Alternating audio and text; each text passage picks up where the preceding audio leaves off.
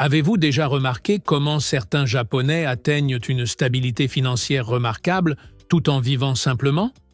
Ce n'est pas par hasard. Aujourd'hui, je vous révèle 15 habitudes quotidiennes que les Japonais pratiquent depuis des générations pour bâtir leur richesse, sans jamais en faire étalage. Ces principes millénaires transformeront votre rapport à l'argent. Découvrez comment la culture japonaise a développé des principes de gestion financière invisibles mais puissants, transmis de génération en génération.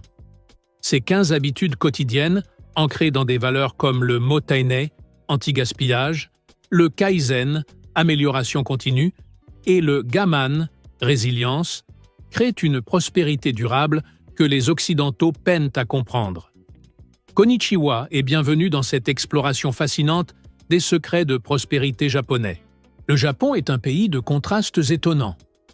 D'un côté, nous voyons des rues futuristes illuminées de néons, des technologies de pointe et une modernité éclatante.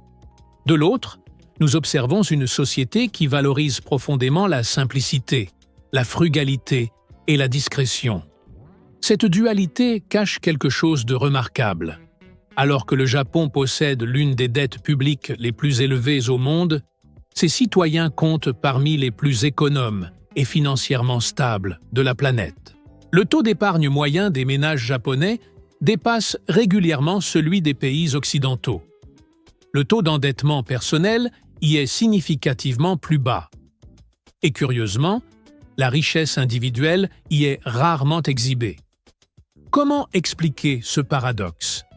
La réponse se trouve dans 15 habitudes quotidiennes que les Japonais pratiquent depuis des générations. Des habitudes si subtilement intégrées dans leur culture qu'elles passent souvent inaperçues aux yeux des étrangers. Ces pratiques ne sont pas enseignées formellement dans les écoles. Elles ne font pas l'objet de livres à succès sur la finance personnelle. Elles sont transmises silencieusement, par l'exemple, de génération en génération. Aujourd'hui, je vais vous dévoiler ces 15 principes millénaires qui permettent d'accumuler richesse et stabilité financière, sans ostentation et sans stress. Ces habitudes ne sont pas des techniques d'investissement complexes ou des stratégies fiscales sophistiquées. Ce sont des pratiques quotidiennes, accessibles à tous, ancrées dans une philosophie de vie qui a fait ses preuves à travers les siècles. Prêts à découvrir comment les Japonais construisent leur prospérité dans le silence et la simplicité? Plongeons ensemble dans ces sagesses venues de l'Orient. Habitude 1. Mottaine, le respect absolu des ressources. La première habitude japonaise qui construit silencieusement la richesse est le concept de mottaine. Motsutenai. Ce terme est pratiquement intraduisible en français. Il exprime un sentiment profond de regret face au gaspillage, une révérence presque spirituelle pour les ressources, qu'il s'agisse d'objets, de nourriture, de temps ou d'argent. Mottainai va bien au-delà de notre conception occidentale de l'économie ou du recyclage. C'est une philosophie qui considère que chaque ressource possède une âme, une valeur intrinsèque qui mérite respect et considération. Au Japon, cette habitude se manifeste quotidiennement. Dans la cuisine japonaise traditionnelle, absolument rien n'est jeté. Les restes du petit déjeuner sont transformés pour le déjeuner. Les épluchures de légumes deviennent des bouillons savoureux. Les os sont réutilisés pour des stocks. Prenons l'exemple de Tanaka-san, que j'ai rencontré lors de mon séjour à Kyoto. Cet homme de 72 ans conserve précieusement des petits bouts de savon usagés pour les fusionner en un nouveau pain. Il récupère l'eau de rinçage du riz pour arroser ses plantes. Il répare ses vêtements jusqu'à ce qu'ils soient véritablement inutilisables. Est-ce de l'avarice? Absolument pas. Tanaka-san vit confortablement et possède un patrimoine considérable. Ses habitudes ne viennent pas d'un manque, mais d'un profond respect pour la valeur des choses. L'impact financier de mottaine est considérable. En évitant le gaspillage alimentaire, une famille japonaise économise en moyenne 750 € par an. En prolongeant la vie des objets par l'entretien et la réparation, Les dépenses de remplacement sont réduites de 20 à 30%. En utilisant pleinement chaque ressource, la consommation globale diminue naturellement. Comment intégrer Mottaine dans votre quotidien? Commencez par observer votre poubelle pendant une semaine. Identifiez ce que vous jetez régulièrement et réfléchissez à comment l'utiliser pleinement. Adoptez la règle des 3 R avant de jeter. Réparer, réutiliser, recycler. Avant chaque achat, posez-vous la question: vais-je utiliser cet objet pleinement jusqu'à la fin de sa vie utile? Cette habitude seule peut augmenter votre capacité d'épargne de 15% sans aucun sentiment de privation. Au contraire, de nombreux Occidentaux qui adoptent Mottaine rapportent un sentiment accru de gratitude et de connexion avec leurs possessions. Le plus fascinant, les Japonais ne parlent presque jamais de ces économies. C'est simplement leur façon de vivre, inscrite dans leur ADN culturel depuis des siècles. Habitude 2. Kakeibo. La comptabilité manuscrite consciente. La deuxième habitude japonaise qui construit la richesse silencieusement est la pratique du Kakeibo, Jia-jibo. Le Kakeibo est un journal de finances personnelles, écrit à la main, que de nombreux Japonais tiennent quotidiennement. Cette tradition remonte à plus d'un siècle, popularisée par Annie Motoko, la première femme journaliste du Japon. Contrairement aux applications de gestion budgétaire que nous utilisons en Occident, le Kakeibo est délibérément simple et tactile. C'est un cahier dans lequel on note manuellement chaque dépense, aussi minime soit-elle. Mais ce qui rend le Kakeibo vraiment puissant, c'est qu'il ne se contente pas de chiffres. Il intègre une dimension réflexive et émotionnelle à la gestion financière. Un Kakeibo traditionnel pose 4 questions. Combien ai-je disponible? Combien voudrais-je économiser? Combien est-ce que je dépense? Comment puis-je m'améliorer? Chaque dépense est également classée dans 4 catégories. Besoin, survie, désir, plaisir, culture, développement personnel, imprévu, urgence. Yoshida-san, une femme d'affaires de 43 ans que j'ai interviewée à Tokyo, pratique le Kakeibo depuis 20 ans. Elle affirme que cette habitude a été le fondement de son indépendance financière. Le simple fait d'écrire chaque dépense à la main crée une conscience que les applications numériques ne peuvent pas reproduire. Explique-t-elle. Il y a une connexion neurocognitive qui se produit quand vous écrivez physiquement. Vous ressentez véritablement l'impact de chaque euro dépensé. Les recherches en psychologie financière lui donnent raison. Des études montrent que nous dépensons 15 à 20% moins lorsque nous utilisons un journal manuscrit plutôt qu'une application. Mais il y a plus. Le Kakeibo japonais intègre une pratique de réflexion mensuelle. À la fin de chaque mois, les Japonais prennent le temps d'analyser leurs dépenses, non pas seulement en termes de chiffres, mais en termes de valeur réelle et de satisfaction apportée. Cette réflexion permet d'éliminer progressivement les dépenses qui n'apportent pas de joie réelle, un concept qui s'aligne parfaitement avec la philosophie de Marie Kondo sur les possessions. Comment adopter le Kakeibo dans votre vie? Procurez-vous un simple cahier dédié uniquement à cet usage. Chaque soir, prenez 5 minutes pour noter toutes vos dépenses du jour. À chaque dépense, ajoutez une brève réflexion. Était-ce nécessaire? Était-ce planifié? Quelle satisfaction en ai-je tiré? À la fin du mois, faites une analyse plus complète et fixez des intentions pour le mois suivant. Les Japonais qui pratiquent le Kakeibo économisent en moyenne 35% de leurs revenus, contre 10 à 15% pour les Occidentaux, qui utilisent des méthodes de budgétisation électronique. Et encore une fois, c'est une pratique dont ils parlent rarement. Elle fait simplement partie de leur routine quotidienne, aussi naturelle que se brosser les dents. Habitude 3. Shikata Gane. L'acceptation de ce qu'on ne peut changer.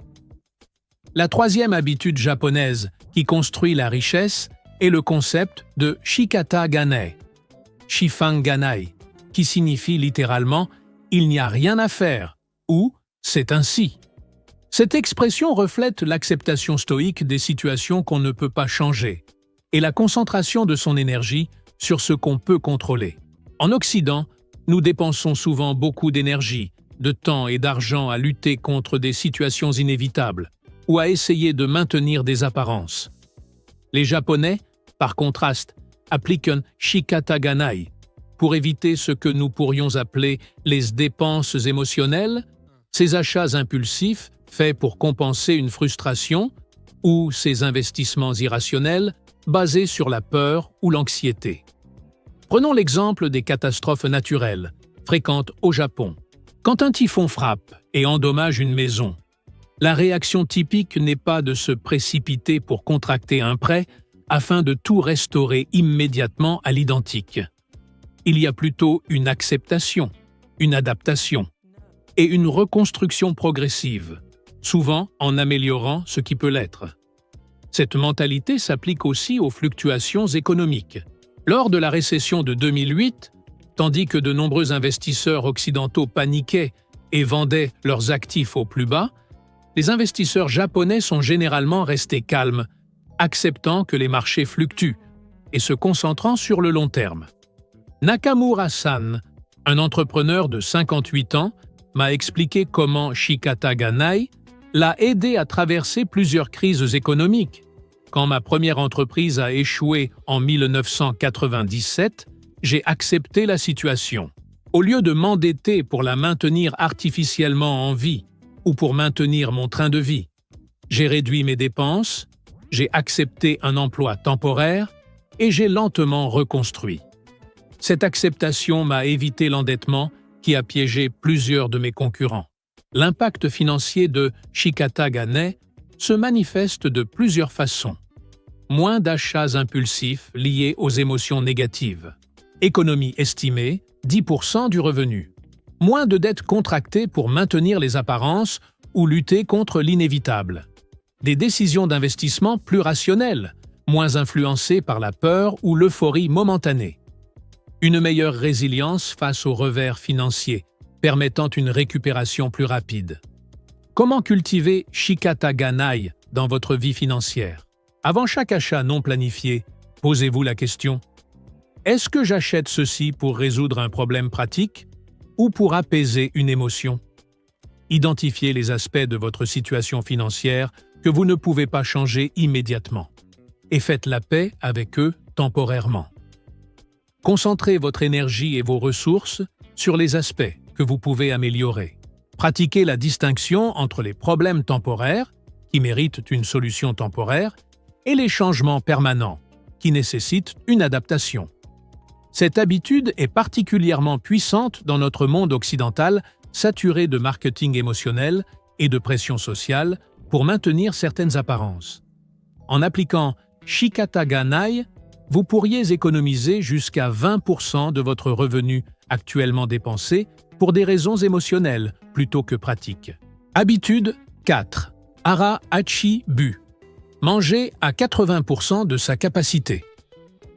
La quatrième habitude japonaise qui construit silencieusement la richesse est Hara-Hachi-Bu. Fu-Ba-Fen, un principe alimentaire traditionnel d'Okinawa qui consiste à manger jusqu'à être rassasié à 80%.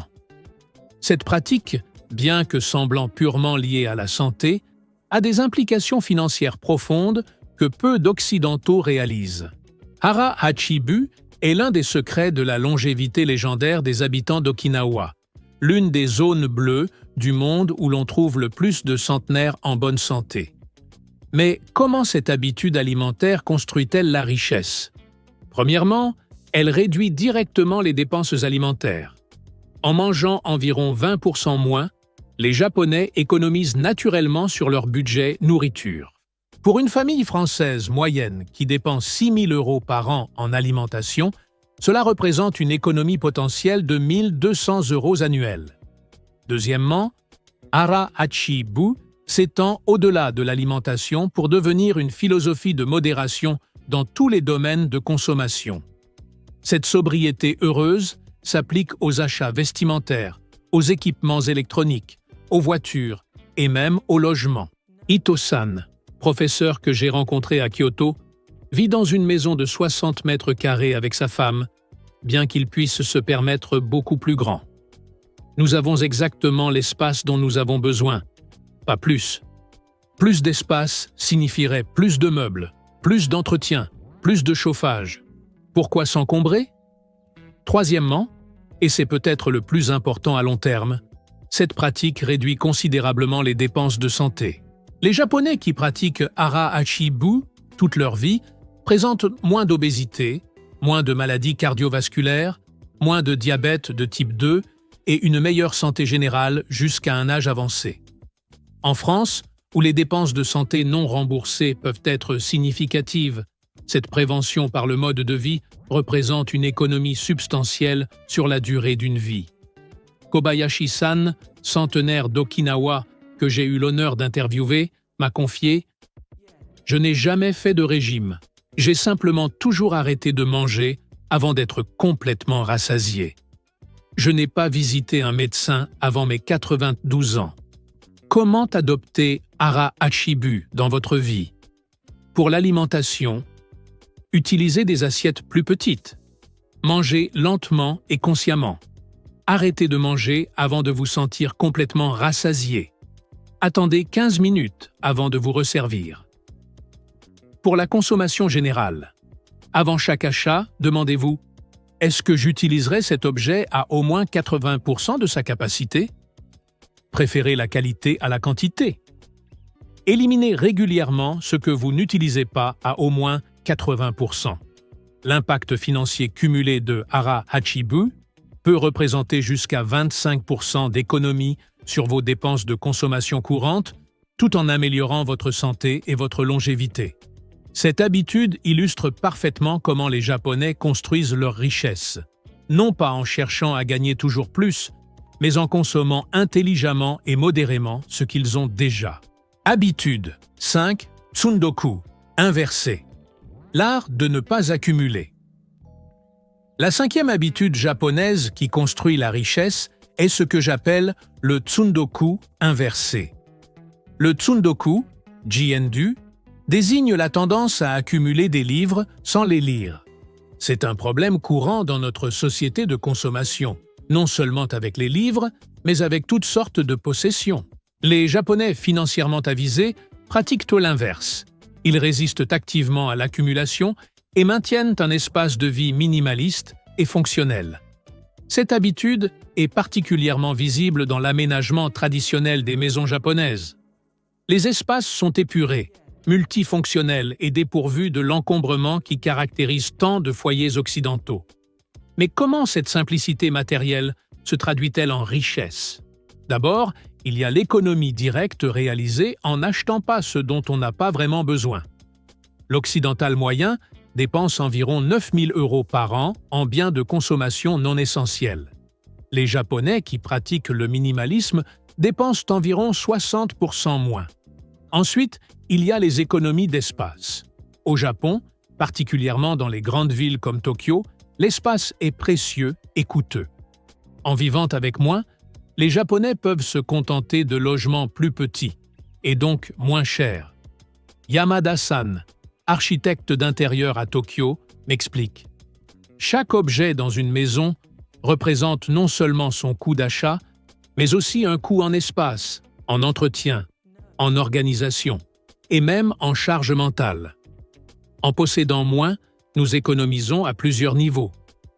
Mais il y a plus profond encore.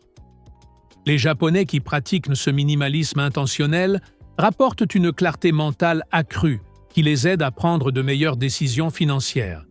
Saito-san, consultant financier, m'a confié. J'observe que mes clients qui vivent simplement sont généralement meilleurs pour épargner et investir. Ils sont moins distraits par les possessions matérielles et plus concentrés sur leurs objectifs à long terme. Une étude de l'Université de Kyoto a même démontré une corrélation entre la simplicité de l'espace de vie et la capacité à prendre des décisions financières rationnelles.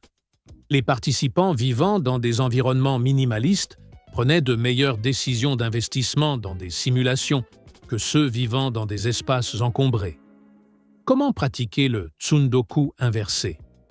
Adoptez la règle « un dedans, un dehors ». Pour chaque nouvel objet qui entre chez vous, un autre doit sortir. Pratiquez le reset saisonnier. 4 fois par an, passez en revue vos possessions et débarrassez-vous de ce que vous n'utilisez plus. Avant chaque achat, posez-vous la question: cet objet mérite-t-il une place dans mon espace limité? M'apportera-t-il une valeur durable?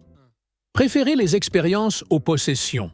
Plutôt qu'un nouvel objet, investissez dans une activité enrichissante.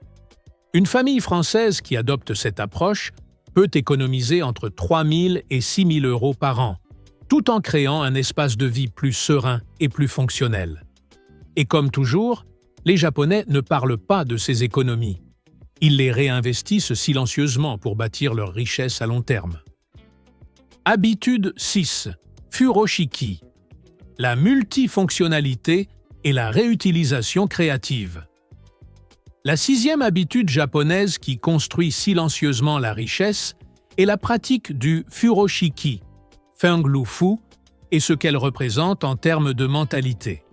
Le furoshiki est traditionnellement un carré de tissu utilisé pour emballer des objets. Mais ce qui est fascinant, c'est sa polyvalence. Un seul furoshiki peut servir de sac à provisions, d'emballage cadeau, de porte-bouteilles, de nappe, de foulard et même de vêtements d'urgence. Cette multifonctionnalité est emblématique d'une approche japonaise plus large, que j'appelle la richesse par la polyvalence. Au lieu d'acheter des objets à usage unique pour chaque besoin spécifique, les Japonais traditionnels préfèrent posséder moins d'objets, mais plus polyvalents et de meilleure qualité. Considérez l'organisation d'une maison traditionnelle japonaise. Une pièce peut servir de salon le jour, de salle à manger aux heures des repas et de chambre la nuit. Les meubles sont souvent modulables, pliables ou multifonctions. Morita-san, designer que j'ai rencontré à Osaka, a conçu son appartement selon ces principes. Plutôt que d'avoir une pièce pour chaque fonction, j'ai créé des espaces adaptables. Mon bureau se transforme en table à manger. Mon canapé devient un lit d'appoint. Cela m'a permis d'acheter un appartement de 50 mètres carrés au lieu de 70, économisant 120 000 euros sur le prix d'achat. Cette approche s'étend aux objets quotidiens. Une tasse en céramique de qualité sert pour le thé, le café, le miso ou même comme petit vase. Un couteau de chef bien entretenu remplace une collection de couteaux spécialisés. Un châle de qualité sert de couverture, de coussin, d'écharpe ou de décoration murale. L'impact financier est considérable. Économie directe sur l'achat d'objets spécialisés, jusqu'à 30%. Économie sur l'espace de rangement nécessaire.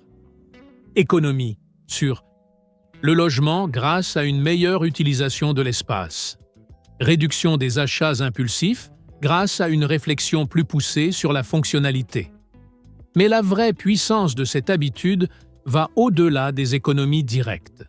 Elle développe une mentalité de créativité et de resourcefulness qui s'applique à tous les aspects de la gestion financière. Kato-san, entrepreneur à Tokyo, m'explique. Cette habitude de chercher plusieurs usages pour chaque ressource se retrouve dans ma stratégie d'entreprise. Je cherche toujours comment un même produit peut servir plusieurs marchés, comment une même compétence peut générer plusieurs flux de revenus. Comment adopter l'esprit du furoshiki dans votre vie? Avant d'acheter un objet spécialisé, demandez-vous si quelque chose que vous possédez déjà pourrait remplir cette fonction. Investissez dans des objets de qualité, durables et polyvalents, plutôt que dans des gadgets à fonction unique. Pratiquez la créativité dans la réutilisation.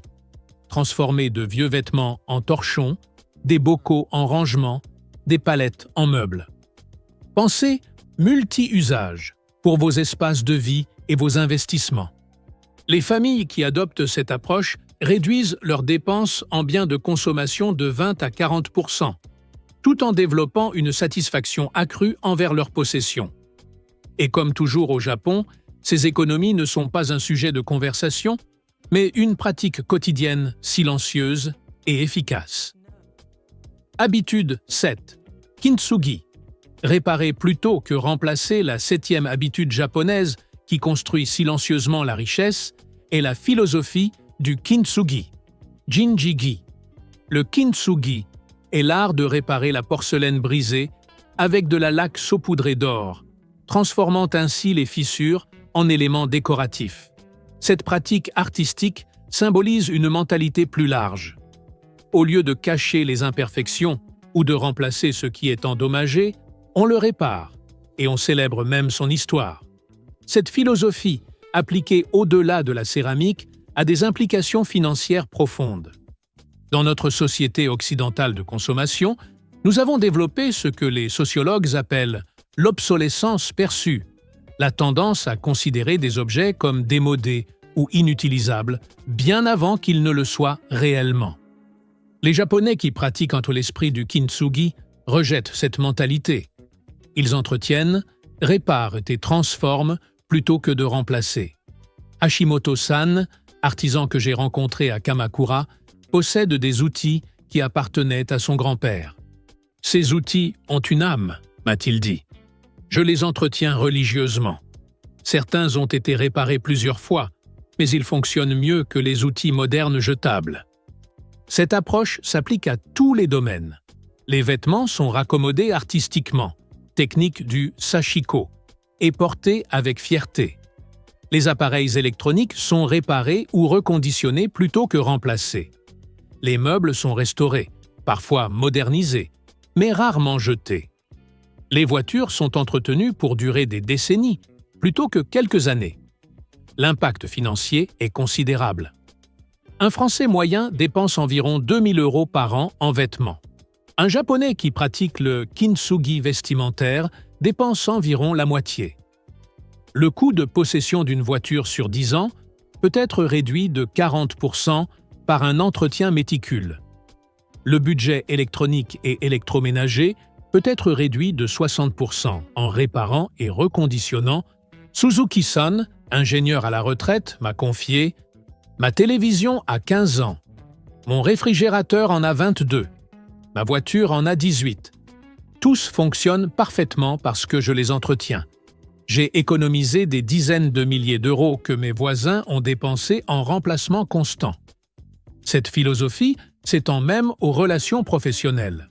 Plutôt que de changer constamment de fournisseur ou de client pour obtenir de petits avantages à court terme, les entreprises japonaises cultivent des relations durables, souvent sur plusieurs générations. Comment adopter l'esprit du kintsugi dans votre vie? Apprenez les bases de la réparation. Couture, petite électronique, entretien automobile.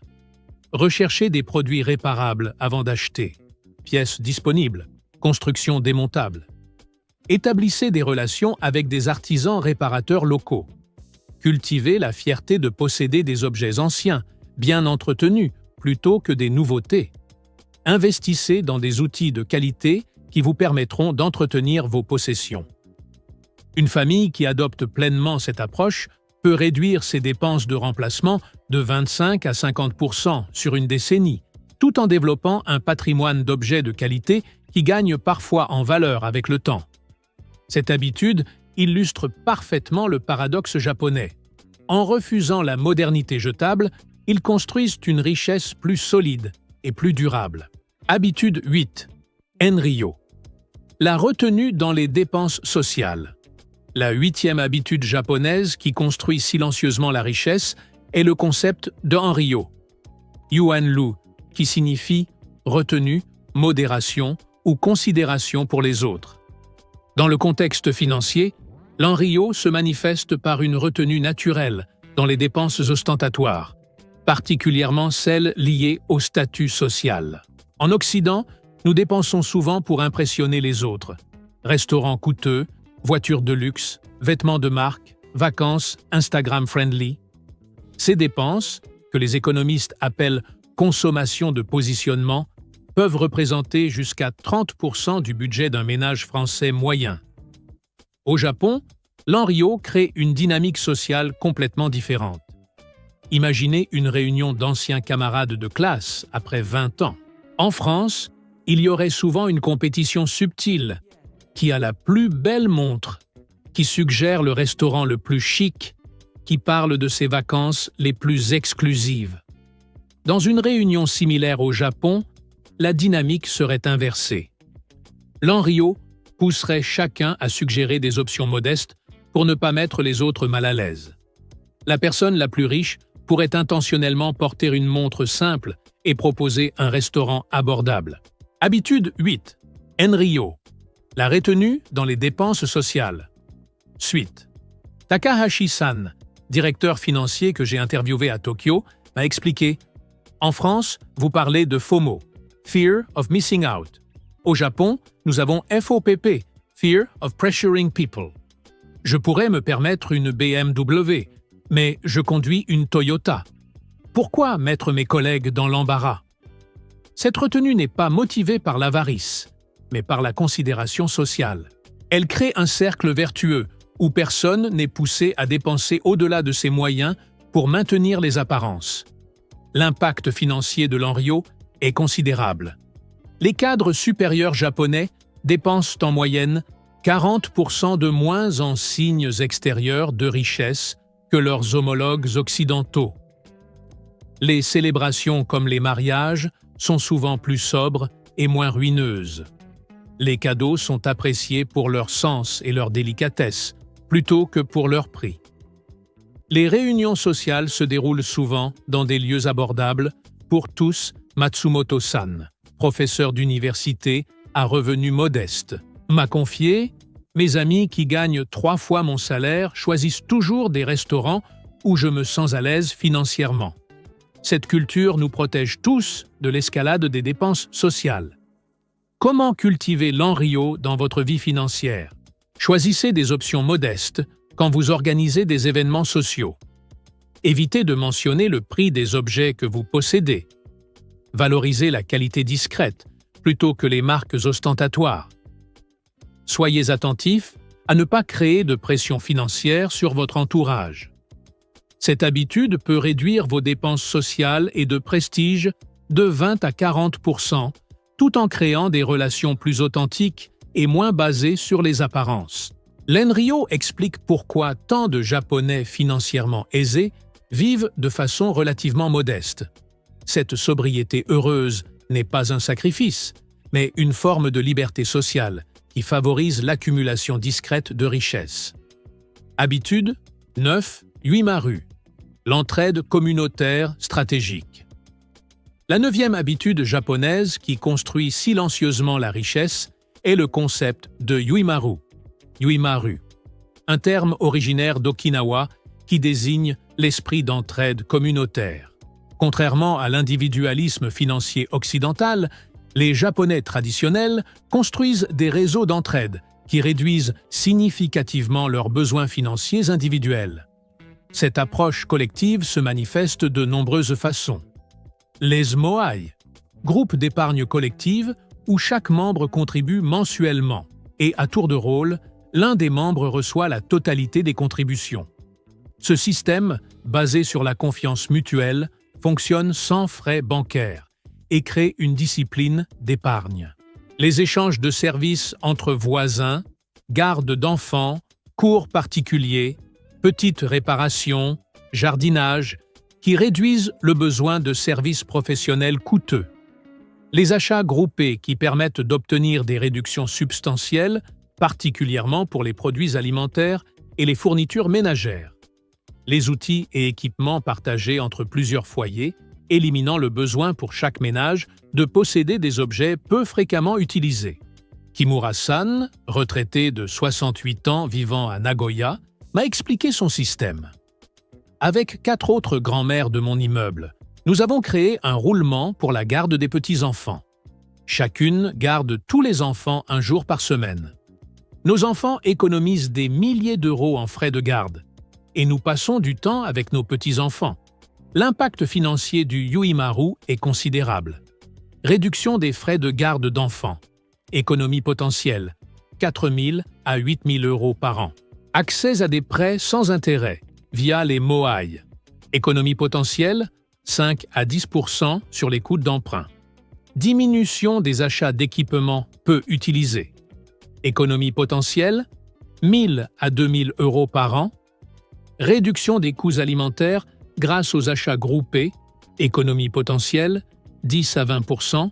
Au total, un ménage participant activement à des systèmes d'entraide peut réduire ses dépenses de 15 à 25%, tout en renforçant son tissu social, une forme de richesse non financière mais précieuse.